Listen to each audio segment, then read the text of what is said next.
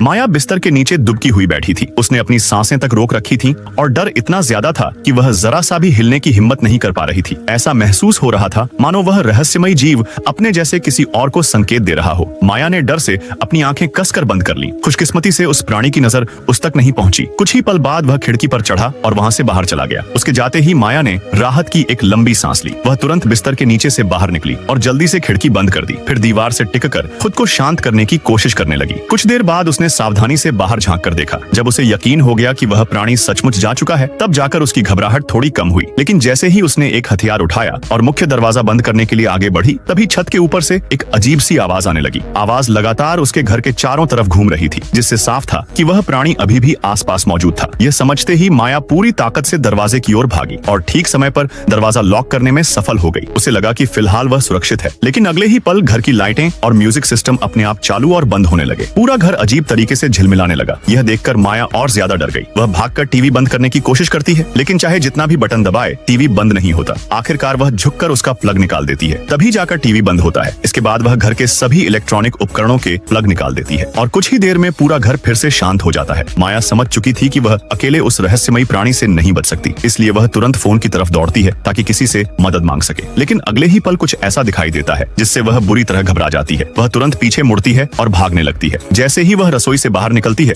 उसे दिखाई देता है कि वही प्राणी सीढ़ियों से नीचे उतर रहा है। अब उसके पास भागने का कोई रास्ता नहीं बचा था। माया पीछे हटते हुए दोबारा रसोई में पहुंच जाती है और एक कैबिनेट के पीछे छिप जाती है। डर के कारण उसका पूरा शरीर मानो सुन्न पड़ चुका था। कुछ देर बाद वह हिम्मत जुटाकर धीरे से बाहर झांकती है। तभी शीशे में उसे उस प्राणी की परछाई दिखाई देती है। वह देखती है कि जमीन पर गिरा हुआ फोन उस प्राणी ने वापस अपनी जगह पर रख दिया है। फिर अचानक वह उसकी दिशा में मुड़कर देखने लगता है। यह देखकर माया तुरंत अपना मुंह हाथ से ढक लेती है ताकि उससे कोई आवाज न निकले। लेकिन तभी अचानक फ्रिज का दरवाजा अपने आप खुल जाता है और जोर से आकर उससे टकरा जाता है। माया संभल भी नहीं पाती कि उसे कदमों की आवाज सुनाई देने लगती है। वह आवाज धीरे धीरे और करीब आती जाती है। जब आवाज बिल्कुल पास पहुंच जाती है, तो माया नीचे की तरफ देखती है और उसके होश उड़ जाते हैं। वह रहस्यमयी प्राणी अब ठीक उसके सामने खड़ा था। माया धीरे धीरे अपनी नजर ऊपर उठाती है और देखती है कि उसकी उंगलियां फ्रिज के दरवाजे को कसकर पकड़े हुए हैं।